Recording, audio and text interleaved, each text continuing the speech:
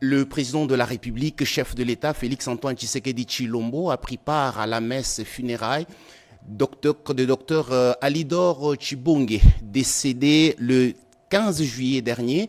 C'était en la cathédrale Notre-Dame du Congo de Lingwala. Des membres de la famille éplorés, des amis et d'imminentes personnalités, l'assistance était considérablement nombreuse à la hauteur de l'image de marque de l'illustre disparu. Ce mardi 22 juillet 2025, en la cathédrale Notre-Dame du Congo, tous sont venus rendre les derniers hommages à M. Alidor Tshibonge, décédé le 15 juillet dernier à Kinshasa. Le président de la République, Félix-Antoine Tshisekedi Tshilombo, est lui aussi venu rendre un dernier hommage à cet homme qui aura marqué son temps. Dans son homélie, l'officiant a peint un tableau élogieux de l'illustre disparu et a exhorté l'Assemblée à faire preuve de charité et à se prendre en charge les uns et les autres. Membre de la famille présidentielle, le docteur Alidor Tshibonge Ilunga laisse l'image d'un homme incarnant la simplicité, la dignité, l'humilité et l'espérance, des qualités reconnues par son épouse Emilienne Efinda Molé et ses 8 enfants ainsi que ses 26 petits-enfants. Le monde professionnel garde de lui l'image d'un travailleur rigoureux et respecté. Une cérémonie de l'ordre de médecins a également eu lieu juste avant l'allocution de ses enfants Sandra Sumbu, Stéphanie, Cynthia, Molly, Diego, Luta et David. Médecin spécialiste en chirurgie, Dr Alidor a été plusieurs fois médecin directeur dans des grands hôpitaux du pays tels que l'hôpital de Bukavu et directeur général de l'Institut supérieur de technique médicale ISTEM de Bukavu. Au moment du dépôt de sa couronne de fleurs, le président de la République s'est incliné devant la dépouille mortelle avant d'exprimer quelques mots de compassion à l'endroit des membres de la famille. Le docteur Alidor Tshibonge Ilunga s'est éteint entouré de ses proches à l'âge de 83 ans.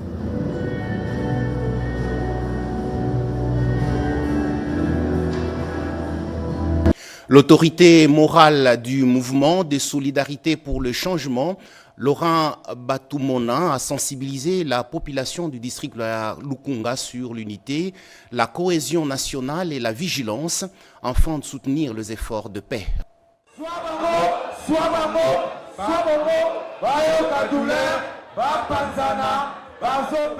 Les mouvements de solidarité pour le changement ratissent large dans le district de la Lukunga. Au cours d'une matinée politique, son autorité morale, le patriarche Laurent Batumona Kandikam a exhorté ses sympathisants à l'unité nationale et soutenir le chef de l'État, Félix-Antoine Tshisekedi Tshilombo, dans sa quête pour l'instauration de la paix sur toute l'étendue du territoire national. Laurent Batumona Kandikam salue l'initiative de paix enclenché à Washington et le processus de Doha. Les drapeaux du mouvement de solidarité pour le changement flottent partout à travers la République et dans certains pays d'Afrique, d'Europe et d'Amérique. Cette matinée politique était l'occasion pour les partis d'installer son bureau interfédéral que dirige Jean-Pierre Mwanda sous le leadership du président provincial Pichu Bidingi Muzingu. Plusieurs cadres du parti étaient présents à cette cérémonie, à savoir M. Didier Pambia Moussanga, ministre du Tourisme. Laurent Batumona Kandikam est aussi président d'Alliance des acteurs attachés au peuple, AAAP, dont l'autorité morale est Tony Kankou Chinkou.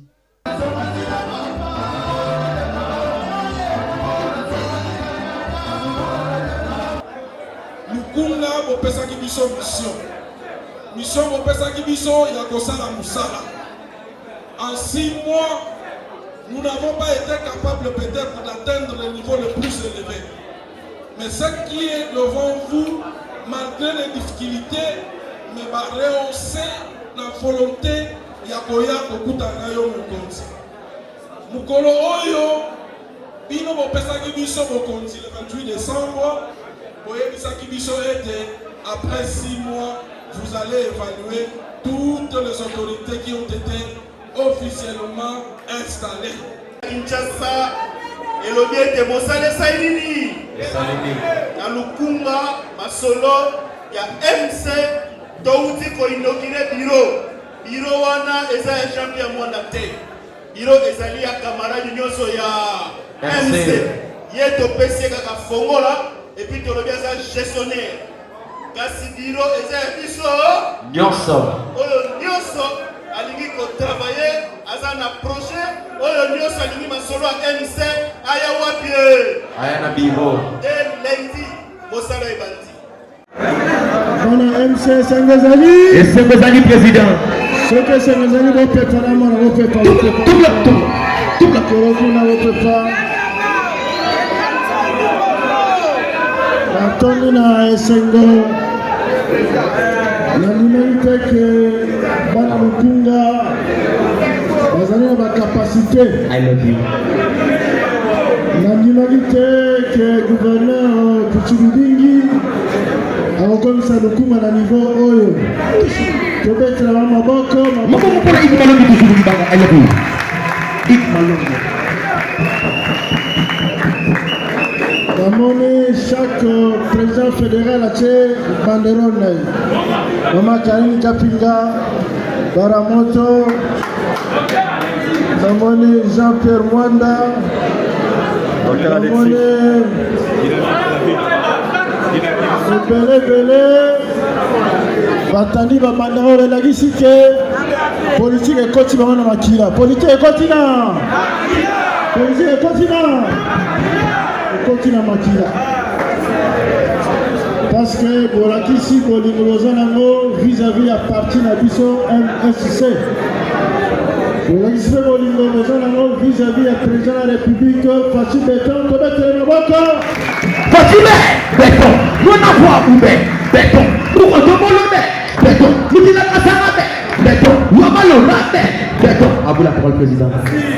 Et c'est nous namoni lelo Papa Jean-Pierre Mwanda alobi asali recrutement ya solo elakisami ke ezalaki slogan te ekomi réalité bandeko bakoti na parti sika batelema namona bango bakoti sika bato asika batelema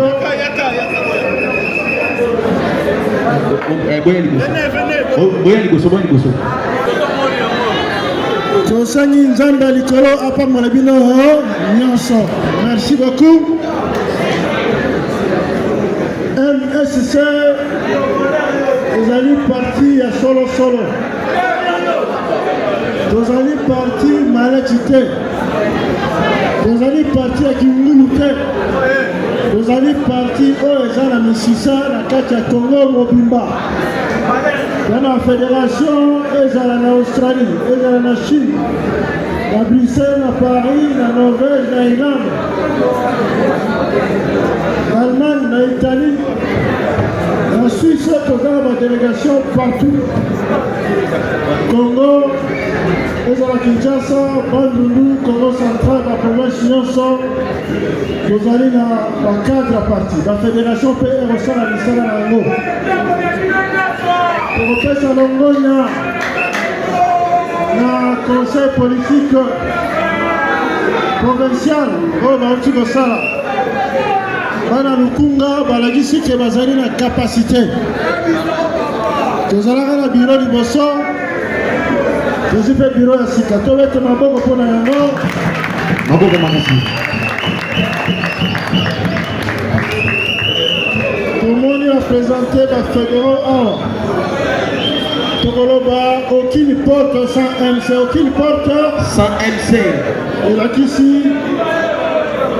voisin ailleurs, Elakisi, na terasi, Elakisi na wenze, na église, Job Andeko, bakota na parti. Fongola, seni na yo makata ndako na yo. Senga drapeau au match Nicolas ndako na yo. Wana nde visibilité parti et au continue. Donc c'est un peu un communicateur. Partout bozali bosala musala. Au parti et bana. Sensibilisation 24 sur 24. Vous l'avez madame? Tolandio. Européen Salomon, la présidente Fati. Tala, Lelo, Obanda, mois d'avril. À côté de la diplomatie. Pour Mboka et Joaquimia.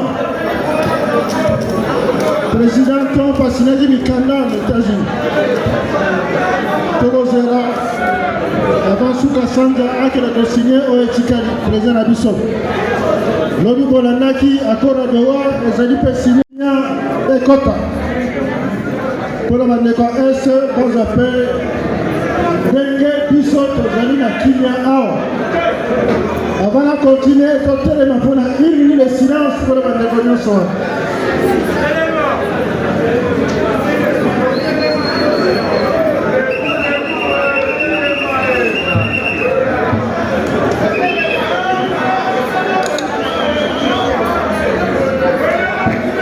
Merci, Tofanda. Merci. Yanissa Tou, le président Félix, merci. Merci pour Andini Nissalaya, le Gonabiso, ministre du Dépam, bientôt Betele Maboko. Toujours. I love you, bébé. On le dit le bon mon bébé. Depuis mardi, Congo est comme capitale mondiale du tourisme. Capitale mondiale, il y a une musique. La seule autre l'hôpital. Voya dide, banyama nyoso bazaya kofina. Dide banya, mona lora e banyama nyoso bazaya kofina. I love you, baby.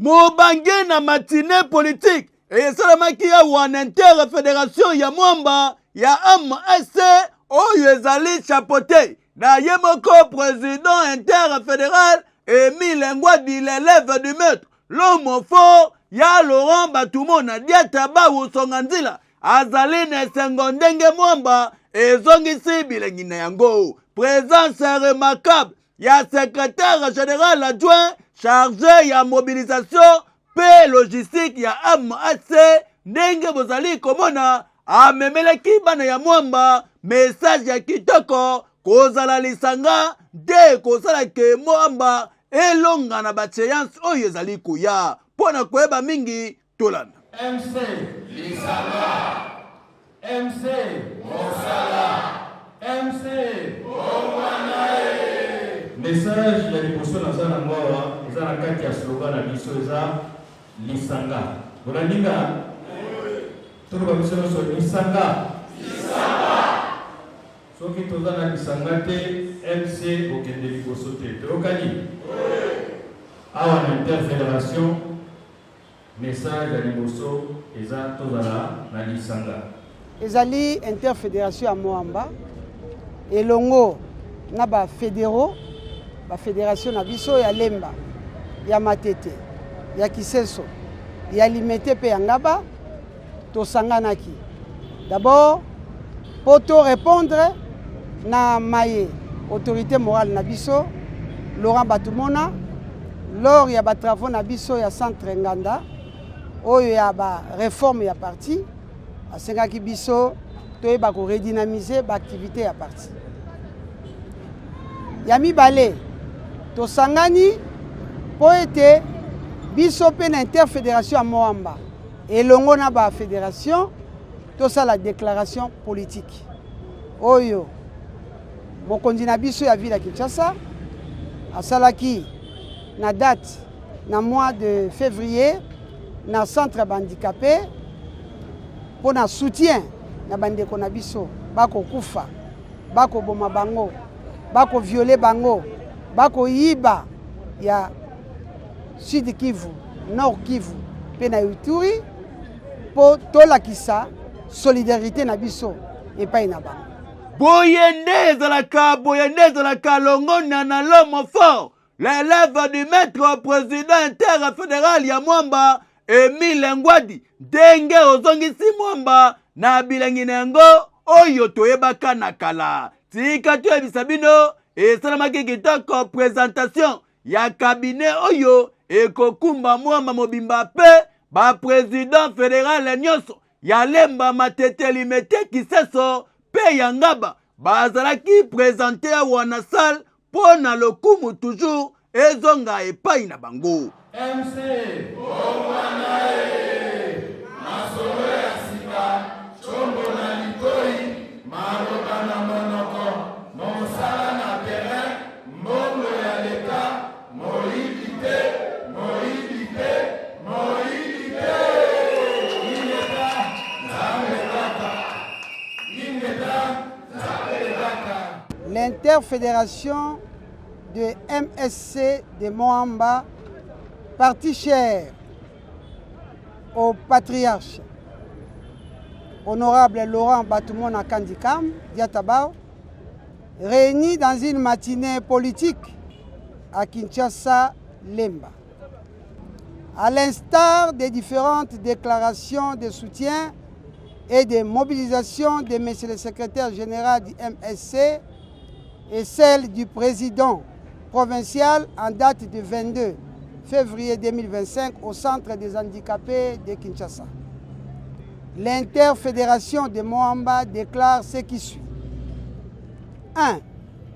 Exprime son soutien inconditionnel à son Excellence, Monsieur le Président de la République, chef de l'État, Félix Antoine Tshisekedi Tshilombo, pour ses efforts à la quête du retour définitif de la paix dans notre pays, la RDC. 2. Exprime également son soutien à nos vaillants FRDC et aux Wazalendo qui combattent sans désemparer les ennemis de notre pays. Exprime sa solidarité à toute la population de l'Est, victime des atrocités infligées par le Rwanda avec ses supplétifs AFC M23. Encourage la communauté internationale de renforcer des sanctions contre le régime de Kigali. Encourage toute la jeunesse du Mwamba à s'enrôler massivement dans l'armée afin de combattre nos ennemis présents, d'assurer la paix durable et la sécurité de notre pays. Réitère notre attachement indéfectible à l'autorité morale, les patriarches Laurent Batumona Kandikam Diatabao et sa vision.